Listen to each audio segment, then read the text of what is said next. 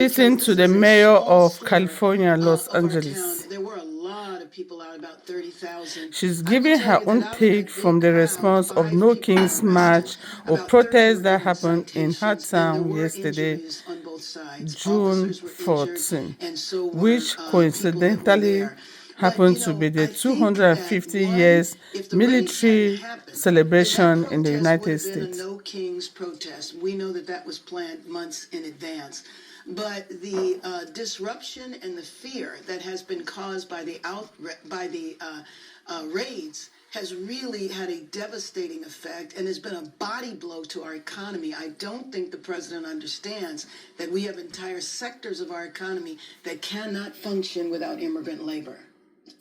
At least one individual was detained on Friday by Marines outside the federal building. Marines also faced off with protesters there yesterday.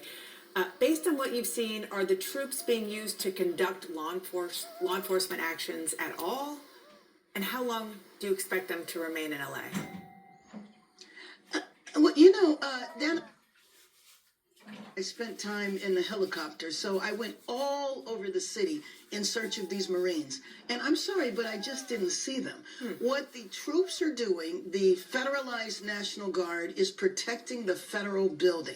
I think that detention that happened was an isolated incident, and I believe it was outside of the city of Los Angeles. But I do want to dispel the notion that the military is here. We don't want them here. They don't need to be here. Our local law enforcement have complete control of the situation. And I will tell you, the 30,000 people were downtown LA.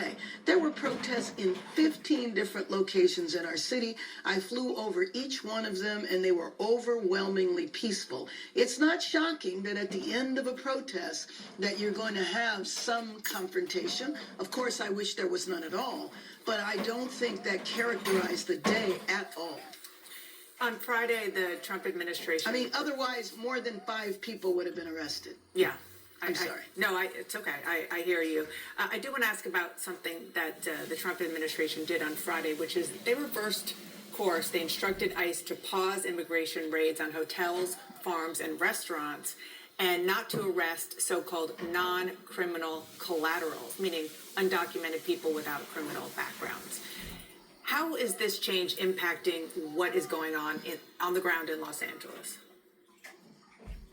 Well, I will tell you that I don't know if anybody buys that here. First of all, we don't have, big fields in Los Angeles. So the agricultural piece does not affect us. But in terms of the hotels, absolutely.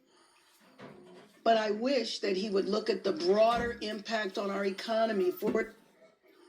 Industry cannot function without immigrant labor. Our fashion industry, where there's over 4,000 businesses, looks like a ghost town now. You hear people talking in restaurants all over about how they don't want to go out anymore. You have people that won't come out of their house because they don't want to buy groceries. You have churches that are on hybrid because people are afraid to go to churches. Why? Because there was an arrest outside a church. So all of this has created a feeling of fear and terror around our city, and like I said before, is a body blow to the overall economy of the state's second largest city, and the nation's second largest city.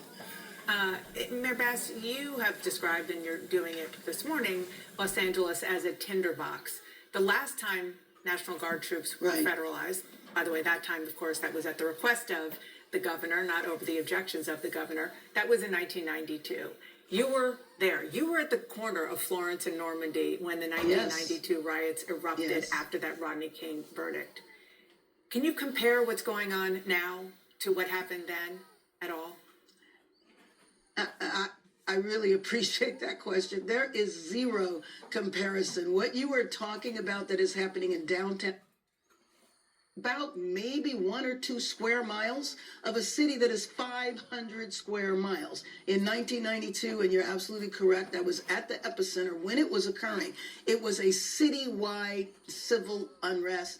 It was the nation's worst in terms of the most costly, the number of people died, the number of people arrested. There is no comparison. And unfortunately, that is what is being pushed, as though the city is in chaos. There's civil unrest everywhere. For most Angelenos, they're like, well, what city are they describing? They are definitely not describing Los Angeles.